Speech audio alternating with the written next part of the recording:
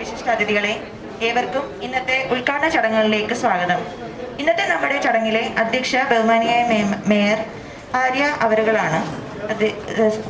അദ്ദേഹത്തെ സ്റ്റേജിലേക്ക് ക്ഷണിച്ചോളും. ഇന്നത്തെ ഈ യോഗത്തിന് സ്വാഗതം പറയുന്നതിനു വേണ്ടി നഗരസഭയുടെ നഗരാസൂത്രണ സ്റ്റാൻഡിംഗ് കമ്മിറ്റിയുടെ ചെയർപേഴ്സൺ ശ്രീമതി ജിഷ ജോണിനെ ക്ഷണിക്കുന്നു.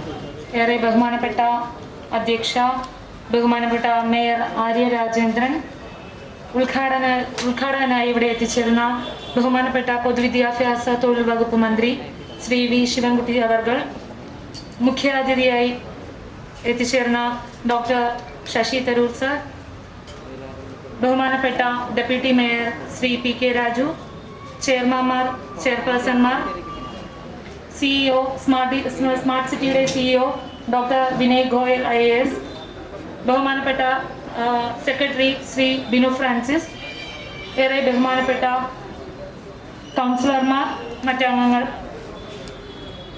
തിരുവനന്തപുരം നഗരസഭയുടെ സ്മാർട്ട് സിറ്റി പ്രോജക്റ്റിന്റെ കീഴിൽ 12 കുടിവെള്ള കിയോസ്കുകളുടെ ആദ്യഘട്ട ഉദ്ഘാടനമാണ് ഇവിടെ നടന്നത്. 2.2 കോടി രൂപ ചെലവിൽ ഇത് ചെയ്ത പദ്ധതിയുടെ 25 കേന്ദ്രങ്ങളിലായി കുടിവെള്ള കിയോസ്കുകളാണ് സ്ഥാപിക്കുന്ന പദ്ധതിയാണ് നമ്മുടെ ഇവിടെ ഉദ്ഘാടനം ചെയ്തത്. കോവിഡിൻ്റെയും ലോക്ക്ഡൗണിൻ്റെയും സാഹചര്യത്തിലും ചുരുങ്ങിയ സമയം കൊണ്ട് 12 കിയോസ്കുകൾ ഇവിടെ പൂർത്തീകരിക്കുവാൻ സാധിച്ചു. പൊതുജനങ്ങൾക്ക് ശുദ്ധജലം നൽകുന്ന ഈ ജനകീയ പദ്ധതിയുടെ ഈ വേദിയിൽ എത്തിച്ചേർന്ന ഏവരെയും ഏറെ സ്നേഹത്തോടെയും ബഹുമാനത്തോടുകൂടിയും സ്വാഗതം ചെയ്തുകൊള്ളുന്നു. ആദ്യമായി അധ്യക്ഷ സ്ഥാനം അലങ്കരിക്കുന്ന ബഹുമാനപ്പെട്ട മേയർ ആര്യ രാജേന്ദ്രനെ സ്വാഗതം ചെയ്തുകൊള്ളുന്നു. ഇവിടെ ഉദ്ഘാടകനായി എത്തിയ നമ്മുടെ ഏറെ ബഹുമാനപ്പെട്ട പൊതുവിദ്യാഭ്യാസ തൊഴിൽ വകുപ്പ് മന്ത്രി ശ്രീ വി ശിവൻകുട്ടി അവർകളെ സ്വാഗതം ചെയ്തുകൊള്ളുന്നു. മുഖ്യാതിഥിയായി എത്തിയ ഡോക്ടർ ശശി തരൂർ സാറിനെ സ്വാഗതം ചെയ്തുകൊള്ളുന്നു. മുഖ്യപ്രഭാഷകനായി എത്തിയ ശ്രീ ബഹുമാനപ്പെട്ട deputy mayor Shri P K രാജുവിനെ സ്വാഗതം ചെയ്തുകൊള്ളുന്നു.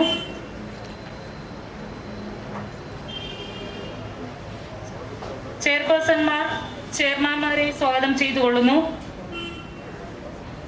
സ്മാർട്ട് സിറ്റിയുടെ സിഇഒ ഡോക്ടർ വിനയ് ഗോയൽ IASനെ സ്വാഗതം ചെയ്തുകൊള്ളുന്നു. നഗരസഭയുടെ സെക്രട്ടറിയായ ശ്രീ ബിനു ഫ്രാൻസിസിനെ സ്വാഗതം ചെയ്തുകൊള്ളുന്നു. ഈ പരിപാടിയിൽ പങ്കെടുക്കുന്ന ഏവരെയും സ്വാഗതം ചെയ്തുകൊള്ളുന്നു. ബഹുമാനപ്പെട്ട ഇന്നത്തെ ഈ യോഗം ഉദ്ഘാടനം ചെയ്ത് സംസാരിക്കുന്ന പൊതുവിദ്യാഭ്യാസ തൊഴിൽ വകുപ്പ് മന്ത്രി ശ്രീ വി ശിവൻകുട്ടി, വേദിയിലും സദസ്സിലുമുള്ള ഏറ്റവും പ്രിയപ്പെട്ട വിശിഷ്ട വ്യക്തികളെ, പ്രിയപ്പെട്ട സഹപ്രവർത്തകരെ, സുഹൃത്തുക്കളെ, നമുക്കെല്ലാവർക്കും അറിയുന്നത് പോലെ തന്നെ തിരുവനന്തപുരം നഗരത്തിൽ വികസനങ്ങൾക്ക് തുടക്കം കുറിച്ചിട്ട് ഏതാണ്ട് ഒരുപാട് വർഷമായി കഴിഞ്ഞു. ഈ വർഷം തന്നെ നാം പരിശോധിച്ചു കഴിഞ്ഞാൽ ജനകീയാസൂത്രണ പദ്ധതിയുടെ 25ാം വാർഷികം നാം ആഘോഷിക്കാൻ വേണ്ടി പോകുകയാണ്. ജനകീയാസൂത്രണ പദ്ധതി ആരംഭിക്കുന്ന സാഹചര്യത്തിൽ അന്ന് തിരുവനന്തപുരം നഗരസഭയുടെ മേയറാണ് ഇന്ന് പൊതുവിദ്യാഭ്യാസ തൊഴിൽ വകുപ്പ് മന്ത്രിയായി ഇന്നത്തെ ഈ ചടങ്ങ് ഉദ്ഘാടനം ചെയ്യുന്നതിനു വേണ്ടി ഇവിടെ എത്തിച്ചേർന്നിട്ടുള്ളത്. സ്മാർട്ട് സിറ്റി പദ്ധതിയുടെ ഭാഗമായി നിരവധി പ്രവർത്തനങ്ങൾ, ഏതാണ്ട് 40 പ്രോജക്റ്റുകളാണ് നഗരത്തിൽ നടന്നുകൊണ്ടിരിക്കുന്നത്. അതിൽ കുടിവെള്ള കിയോസ്കുകൾ സ്ഥാപിക്കുന്നതുമായി ബന്ധപ്പെട്ടുകൊണ്ട് 2.2 കോടി രൂപയുടെ പദ്ധതിയാണ് ഏറ്റെടുത്തിട്ടുള്ളത്. അങ്ങനെ 12 കിയോസ്കുകൾ നിലവിൽ 25ൽ 12 കിയോസ്കുകൾ നിലവിൽ നമുക്ക് സ്ഥാപിക്കാൻ വേണ്ടി സ്മാർട്ട് സിറ്റി പദ്ധതിയുടെ ഭാഗമായി സ്ഥാപിക്കാൻ വേണ്ടി സാധിച്ചിട്ടുണ്ട്. ആയതിൻ്റെ 12 എണ്ണത്തിൻ്റെയും അതുപോലെ തന്നെ തുടർന്ന് സ്ഥാപിക്കുന്നതിൻ്റെയും ഉദ്ഘാടന കർമ്മമാണ് ബഹുമാനപ്പെട്ട പൊതുവിദ്യാഭ്യാസ തൊഴിൽ വകുപ്പ് മന്ത്രി ഇന്ന് ഈ സാഹചര്യത്തിൽ നടത്തുന്നത്. 12 എണ്ണവും ഇന്ന് ഉദ്ഘാടനം ചെയ്യുന്നത് വഴി പൊതുജനങ്ങൾക്ക് കുടിവെള്ളം ലഭ്യമാക്കുന്നതിനുള്ള വലിയ ഇടപെടൽ നഗരസഭയുടെ ഭാഗത്തു നിന്ന് ഉണ്ടാകും എന്നുകൂടി സൂചിപ്പിച്ചുകൊണ്ട് ഇന്നത്തെ ഈ പരിപാടിയിൽ, ഇന്നത്തെ ഈ ചടങ്ങിൽ സ്മാർട്ട് സിറ്റിയുടെ സിഇഒ റിപ്പോർട്ട് അവതരിപ്പിക്കും. അതിനുശേഷം ഉദ്ഘാടന കർമ്മം നടക്കുന്നതായിരിക്കും. റിപ്പോർട്ട് അവതരിപ്പിക്കുന്നതിന് വേണ്ടി സ്മാർട്ട് സിറ്റിയുടെ സിഇഒ ഡോക്ടർ വിനയ് ഗോയലിനെ ഏറെ സ്നേഹത്തോടു കൂടി ക്ഷണിക്കുകയാണ്. Thank you, Madam. Respected Shri V. Shivankutti Sir, Honorable Minister for General Education and Labour, Miss Arya Rajendran Madam, Honorable Mayor, Trivandrum Municipal Corporation, Shri P.K. Raju, Deputy Mayor, Trivandrum Corporation, all the respected chairpersons of Standing Committee, Secretary Trivandrum Corporation, officials and staff from Trivandrum Municipal Corporation, my team from Smart City Trivandrum, എല്ലാവർക്കും എൻ്റെ നമസ്കാരം. This is a proud moment for me. നമ്മുടെ ഒരു കുടി പ്രൊജക്റ്റിൻ്റെ completion we are going to announce today. The project is for completion of 25 drinking water kiosks. So till now we have completed 12 projects. Rest 13 also we will be completing very soon. Before coming to the project details, ഞാൻ പെട്ടെന്നായിട്ട് Trivandrum Smart City ക്ക് വേണ്ടി I will just like to make what is the concept of Smart City. നമ്മുടെ Trivandrum City Smart Cityൻ്റെ മൂന്നാമത്തെ റൗണ്ടിലെ we got selected and presently we have 43 projects with a total project funding of 1538 crores. ഇവിടെ സെൻറ്ററിൻ്റെ funding ഉണ്ടോ, സ്റ്റേറ്റിൻ്റെ funding ഉണ്ടോ, കോർപ്പറേഷനിൻ്റെ funding ഉണ്ടോ, കുറച്ച് funding comes from PPP project central schemes also. And till now 11 projects we have completed under Smart City project with a total outlay of 6.8 crores. In drinking water kiosk in the inauguration ana after this 4 more projects are pending for inauguration. Punnara Sridhara Park, then solar panel at Legislative Assembly, solar panel at Secretariat Building Annex 1 and 2, and we have installed a smart mosquito density system also. So we will be inaugurating these projects in the upcoming time. Now I will quickly present a report for the present drinking water kiosk project. As already mentioned, it will be installed at 25 places. 12 places the work is completed. At 13 places we will be doing by this month end. So this drinking water kiosk is fitted with a carbon and sediment filters with UV disinfection system to kill any bacteria. The water which will be provided to the citizen, it conforms to the standard of Bureau of Indian Standards and all the quality criteria prescribed by the Ministry of Water Resources, Government of India. As you have seen there during the inauguration also by Honorable Minister, it has 2 water filling stations and a drinking water fountain also, and it's an environmental friendly concept. Provision of lighting is also there in case we want to use it during the night. And one most important thing, all the locations, 25 locations of Smart City water kiosk will be tagged in the Google map for citizens' convenience. So this is a brief report regarding the drinking water kiosk project, and I am very happy today we have completed and are on the inauguration stage. I want to commend my team members from Smart City for the commendable work they have done, our supporters, IP Global Consultants, and I would like to specially thank Honorable Mayor and her team for the full support they have extended during this project. Thank you very much. ഇന്നത്തെ യോഗം ഉദ്ഘാടനം ചെയ്ത് സംസാരിക്കുന്നതിന് വേണ്ടി ബഹുമാനപ്പെട്ട പൊതുവിദ്യാഭ്യാസ തൊഴിൽ വകുപ്പ് മന്ത്രി ശ്രീ വി ശിവൻകുട്ടിയെ ഏറെ സ്നേഹത്തോടു കൂടിയും ബഹുമാനത്തോടു കൂടിയും ക്ഷണിക്കുന്നു. ഏറെ പ്രിയങ്കരിയും ബഹുമാനീയമായിട്ടുള്ള തിരുവനന്തപുരം കോർപ്പറേഷൻ്റെ മേയർ കുമാരി ആര്യ രാജേന്ദ്രൻ, ഇവിടെ റിപ്പോർട്ട് അവതരിപ്പിച്ച സ്മാർട്ട് സിറ്റിയുടെ special officer doctor Vinay Goyal IAS, deputy mayor PK Rajendran, ഓൺലൈനിൽ പങ്കെടുക്കുമെന്ന് അറിയിച്ചിട്ടുള്ള പാർലമെൻറ്റ് അംഗം ഡോക്ടർ ശശി തരൂർ, സ്വാഗതം പറഞ്ഞ നിഷ, ആതിര ചെയർപേഴ്സൺ, അതുപോലെ ജിയാറാനിൻ ചെയർപേഴ്സൺ, ഹെൽത്ത് കമ്മിറ്റി ചെയർപേഴ്സൺ, മറ്റ് എല്ലാവരെയും പേരെടുത്ത് പറയുന്നില്ല, വേദിയിലുള്ള ചെയർപേഴ്സൺമാർ, ബഹുമാനപ്പെട്ട കൗൺസിലർമാർ, കോർപ്പറേഷൻ സെക്രട്ടറി, മറ്റ് ജീവനക്കാർ, ബഹുമാന്യരെ, തലസ്ഥാന നഗരത്തിൻ്റെ മോച്ചായി തന്നെ മാറുന്ന പ്രോജക്റ്റാണ് സംസ്ഥാന കേന്ദ്ര ഗവൺമെൻറ്റുകളുടെ സഹായത്തോടു കൂടി കോർപ്പറേഷൻ്റെയും കൂടെ ഫണ്ട് ഉപയോഗിച്ചുകൊണ്ട് 1538 കോടി രൂപയുടെ വികസന പ്രവർത്തനങ്ങൾ 43 പ്രോജക്റ്റുകളിലായി നടന്നതിന് വേണ്ടിയുള്ള അംഗീകാരം കേന്ദ്ര സംസ്ഥാന ഗവൺമെൻറ്റുകൾ നൽകിയിരിക്കുന്നത്.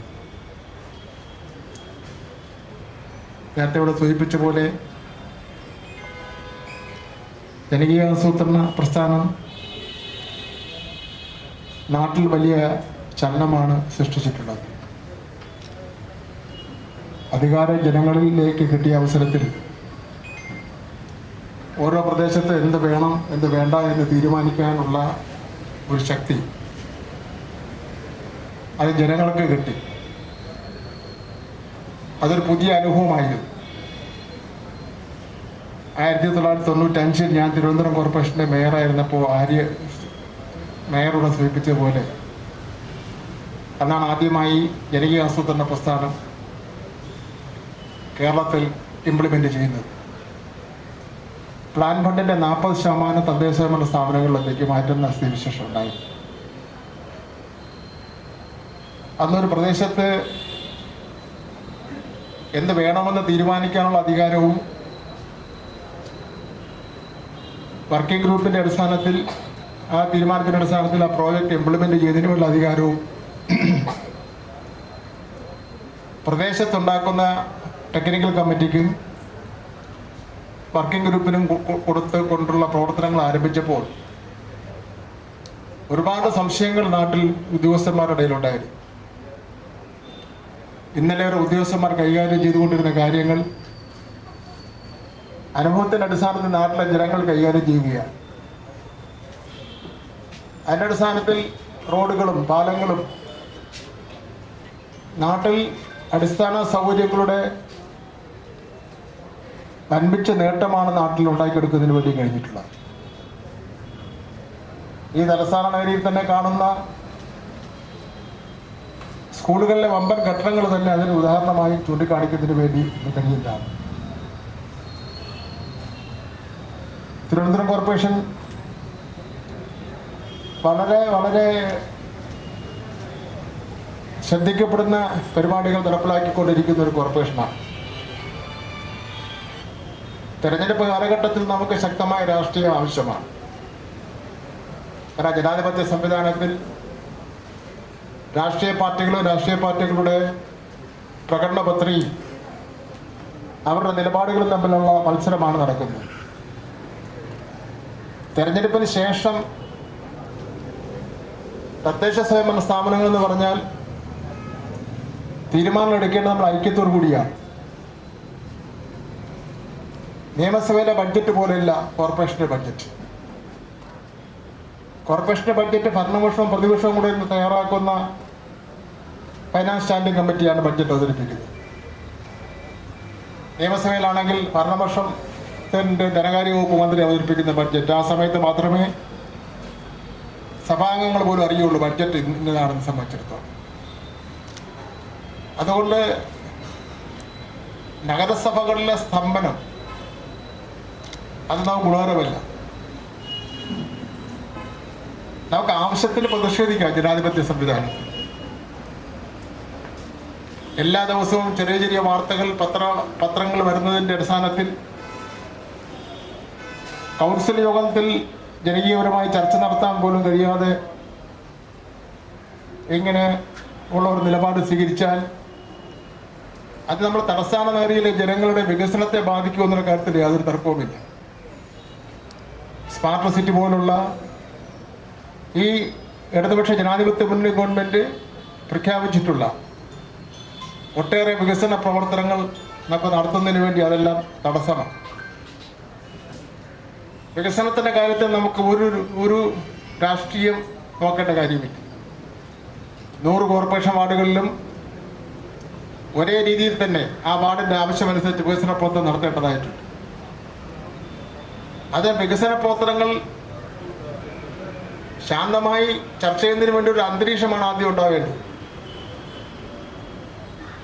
അടിസ്ഥാനരഹിതമായിട്ടുള്ള ആക്ഷേപങ്ങളും ആരോപണങ്ങളും നിരന്തരമായി ഉന്നയിച്ച് കൗൺസിലിന്റെ പ്രവർത്തനങ്ങൾ തടസ്സപ്പെടുത്തിയാൽ ആ തടസ്സപ്പെടുത്തുന്ന ലക്ഷ്യം എന്ന് പറയുന്നത് വികസന പ്രവർത്തനം നടത്താൻ പാടില്ല എന്ന് മാത്രമല്ല, തലസ്ഥാന നഗരിയിലെ ജനങ്ങളെ വെല്ലുവിളിക്കുക കൂടി അവർ ചെയ്യുകയാണ്. കുടിവെള്ളമായിരുന്നാലും റോഡുകളായിരുന്നാലും സ്കൂളുകളുടെ കാര്യമായിരുന്നാലും എന്തെല്ലാം വികസന പ്രവർത്തനങ്ങളാണ് ഓരോ വാർഡുകൾ നടക്കേണ്ടത്.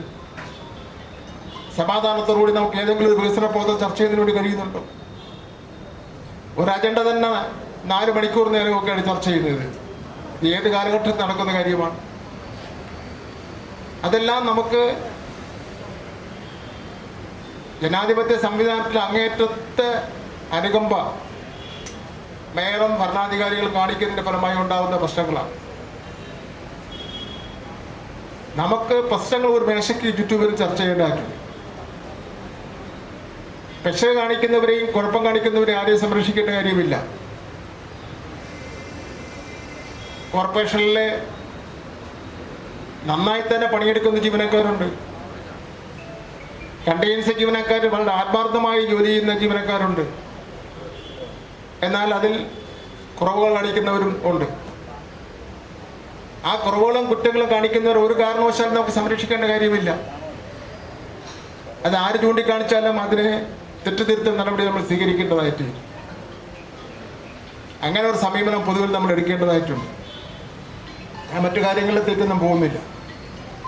ഇവിടെ സ്മാർട്ട് സിറ്റിയുടെ ഭാഗമായി 25 ശുദ്ധജല വിതരണ സംവിധാനമാണ് ഇവിടെ നഗരത്തിൽ സ്ഥാപിക്കാൻ വേണ്ടി പോകുന്നത്. അതിൻ്റെ ഉദ്ഘാടന കർമ്മമാണ് ഇവിടെ നിർവഹിക്കുന്നത്.